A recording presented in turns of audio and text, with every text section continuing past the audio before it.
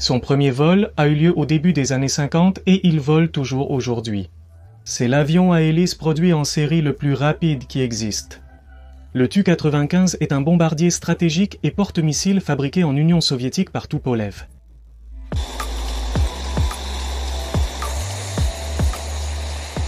À une époque où les turboréacteurs sont la principale source de propulsion des avions militaires de première ligne, il est étrange que le Tu-95 soit resté en activité pendant près de 70 ans.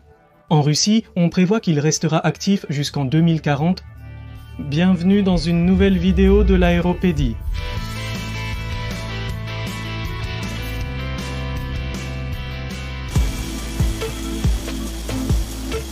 Le bureau de conception, dirigé par Andrei Tupolev, a conçu le premier bombardier intercontinental de l'Union soviétique, le Tu-85 de 1949. C'était une version agrandie du Tu-4, une copie du Boeing B-29 Superfortress américain. Mais l'apparition de nouveaux intercepteurs à réaction capables de voler par tous les temps rendait le bombardier Tu-85 assez vulnérable. C'est pourquoi son développement a pris fin en faveur d'un bombardier beaucoup plus ambitieux. Celui-ci combinait une portée continentale avec une vitesse similaire à celle de ses nouveaux chasseurs à réaction.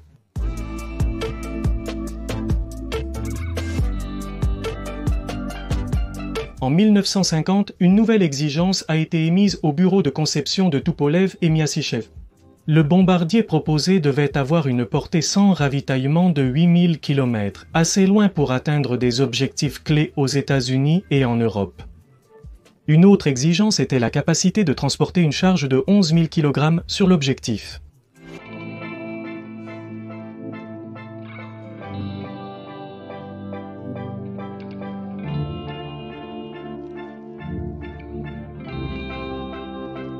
Le Tu-95, avec des moteurs de turboréacteurs, de F, a volé pour la première fois en novembre 1952. Après 6 mois de vol d'essai, ce premier prototype a subi des défaillances et s'est écrasé. Un deuxième prototype a ensuite volé avec les moteurs plus fiables Kuznetsov NK-ON2 et la production en série a commencé au début de 1956.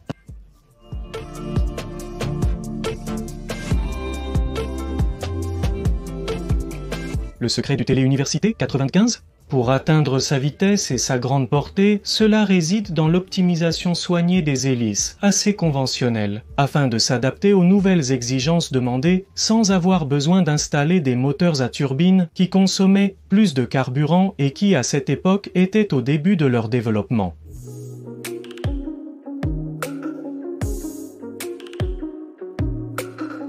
Le choix des moteurs était compliqué, car les réacteurs purs de l'époque consommaient trop de carburant et par conséquent nuisaient à la portée.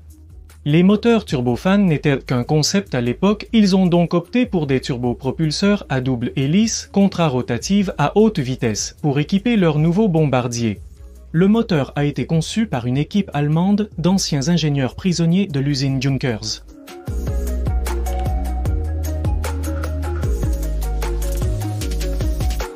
Une caractéristique avancée du nouveau moteur à turbopropulseur avec hélice contrarotative réside dans l'utilisation d'un contrôle électronique pour réguler la vitesse des hélices et la puissance des moteurs. Quelque chose de très avancé pour l'époque.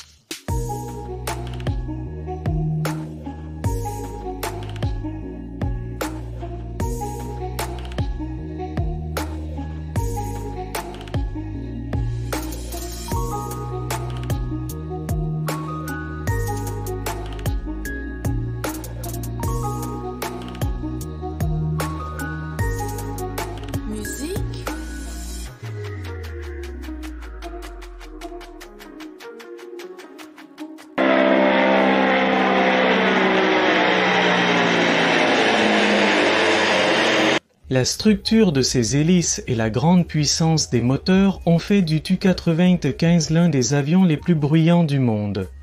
Même les systèmes sonars des sous-marins pouvaient déterminer leur position.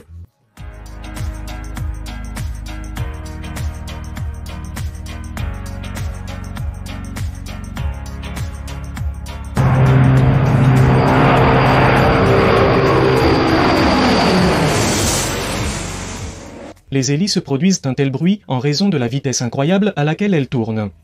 Les extrémités de chaque pale de l'hélice dépassent généralement la barrière du son, créant de petits booms soniques. Nous avions abordé ce sujet dans l'une des premières vidéos de la chaîne, disponible en haut dans les cartes.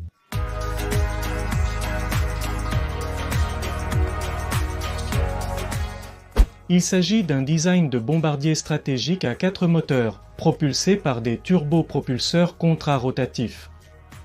Il a un poids maximum au décollage de 188 tonnes et a une portée de 15 000 km. Sa vitesse maximale est de 925 km/h et il dispose de soutes internes et de points d'ancrage pour transporter jusqu'à 15 000 kg d'armement.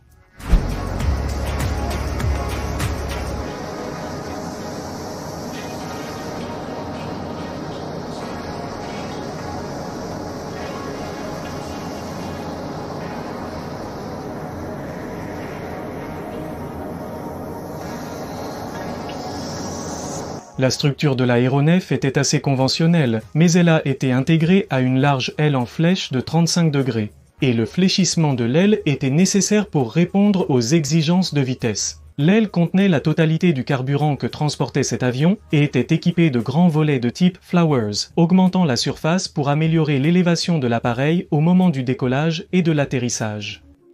L'efficacité de cela était améliorée par le flux généré par les hélices sur les ailes.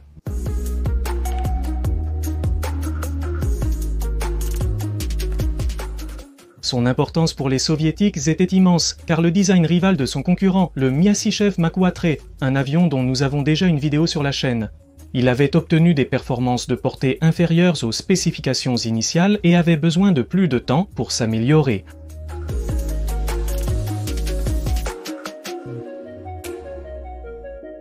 Lorsque le bombardier subsonique de moyenne altitude armé de bombes conventionnelles et nucléaires à chute libre a commencé à devenir obsolète, il a été décidé d'armer le Tu-95 avec un missile de croisière qui pourrait être lancé depuis l'extérieur du périmètre défensif ennemi. C'était celui que l'OTAN appelait Air Surface Kangaroo, le plus grand missile air surface à ce jour.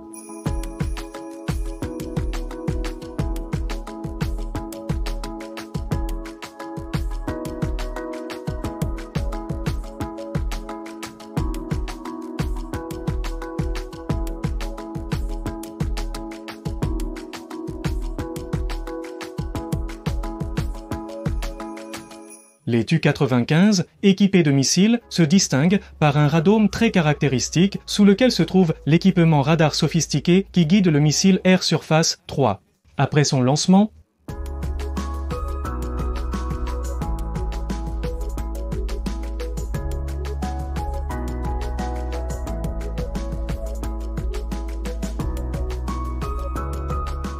de 1963 et au-delà. Les Tu-95 ont été interceptés en vol lors de missions de patrouille et escortés de plus en plus souvent, notamment à proximité de navires de guerre occidentaux au large du Japon et de la mer du Nord. On en déduit que certains bombardiers Tupolev avaient été fournis à la force aéronavale soviétique. Ces premiers avions ont été remplacés en service par des versions spécialisées, équipées pour la reconnaissance maritime à longue portée. Celles-ci ont été désignées Tupolev Tu-142 qui auront peut-être déjà leur propre vidéo sur la chaîne.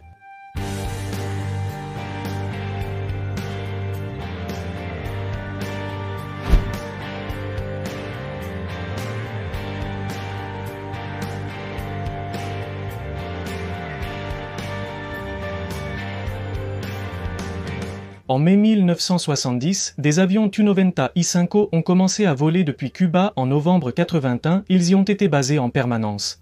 Un détachement d'avions Tu-90 I-5. Ils décollaient par paire de San Antonio pour patrouiller le long des eaux territoriales américaines jusqu'à la hauteur de Washington et New York. Ces patrouilles de Tu-90 I-5RT, appelées l'Express Oriental, étaient souvent escortées par des chasseurs américains lors de leur vol de transfert de l'Union soviétique à Cuba. Ils étaient également interceptés par des chasseurs américains et canadiens. Quand ces bombardiers mettaient à l'épreuve les défenses aériennes nord-américaines,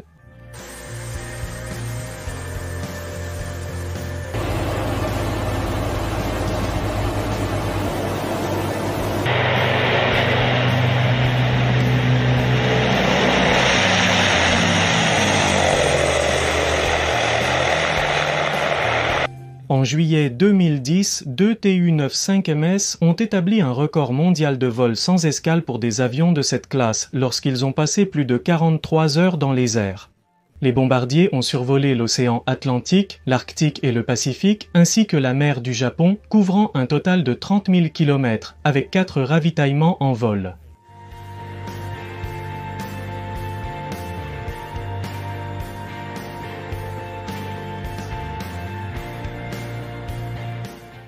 À une époque où les turboréacteurs sont la principale source de propulsion des avions militaires de première ligne. Il est étrange que le Tu-95 soit resté inactif pendant plus de 50 ans. Mais la taille de sa cellule a permis d'installer de nouveaux équipements radars remarquables au fil des ans, ainsi que les plus grands missiles air-surface de l'arsenal soviétique.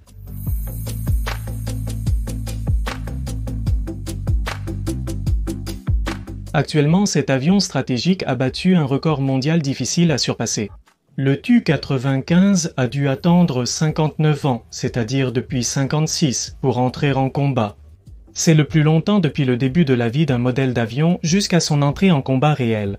Cela s'est produit avec le bombardier qui a été utilisé contre l'État islamique autoproclamé le 17 novembre 2015.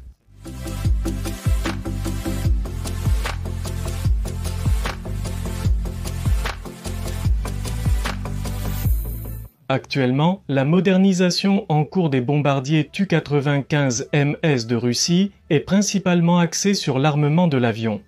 Par exemple, l'adaptation du nouveau missile de croisière Kh-101 et 102.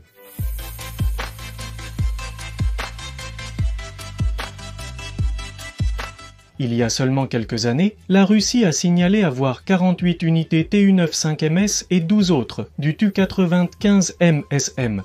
Plus modernes, en service dans toutes leurs variantes, renforcées avec plusieurs améliorations.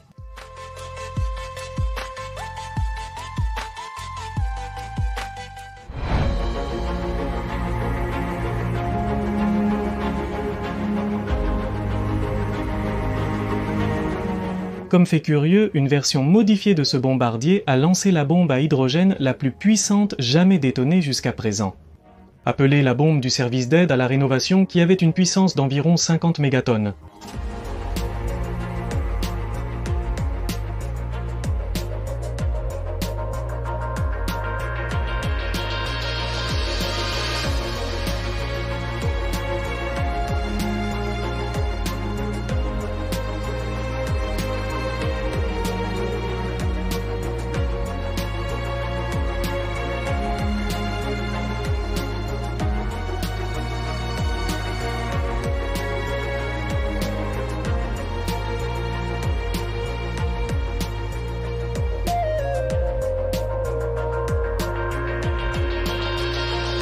L'aéropédie